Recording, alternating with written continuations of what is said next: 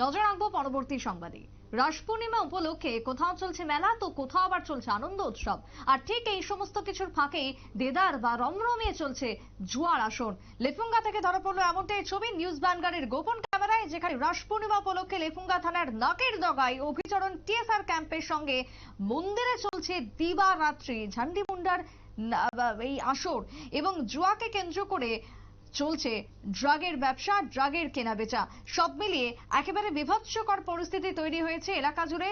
সাধারণ নাগরিকরা যারা রয়েছেন তারা অভিযোগ তুলেছেন নেশার এই করাল গ্রাস থেকে যুব সমাজকে রক্ষা করতে এবং পরিবেশ সুস্থ সমাজ গড়ে তুলতে।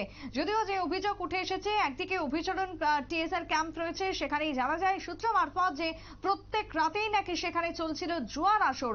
যদিও এখনো পর্যন্ত কোনো বড়সড় পদক্ষেপ গ্রহণ করা যায়নি পুলিশের। তবে লেফুঙ্গা থানার সূত্র মারফত জানা যায় যে থানার ওসি সহদেব দাস নাকি প্রায় সময় জুয়া, গাঁজা, ড্রাগস এইসব বিষয়ে কিছু না কিছু করতে, এই বিষয়ে নাকি কেউই ওনাকে কিছু করতে পারবে না, কারণ মাথার উপর নাকি রয়েছেন প্রভাবশালীর হাত, এমনই বেশ কিছু মন্তব্য উঠে আসছে। তবে সচেতন মহলের দাবি, লেফুঙ্গা থানা এলাকার মোহনপুরের বিধায়ক তথা মন্ত্রী রতনলাল নাথের একেবারে নাম ভাঙিয়ে নাকি সমস্ত অবৈধ কার্যকলাপ চলছে। কিভাবে সম্ভব?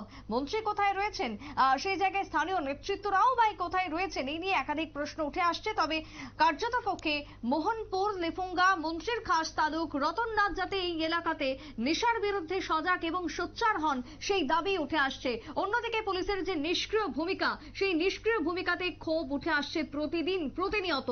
পুলিশের নাকের ডগায়, সিআরপিএফ এর ক্যাম্প সংলগ্ন এলাকায় কিভাবে সম্ভব এভাবে প্রত্যেকটা দিন জুয়ার আসর চালানো? তাহলে পুলিশের ভূমিকা কোথায় রয়েছে জানিয়ে এবার উঠে এসেছে পুলিশের স্বচ্ছতা নিয়ে। ছোট্ট বিরতির পর ফিরছি, সঙ্গে থাকুন।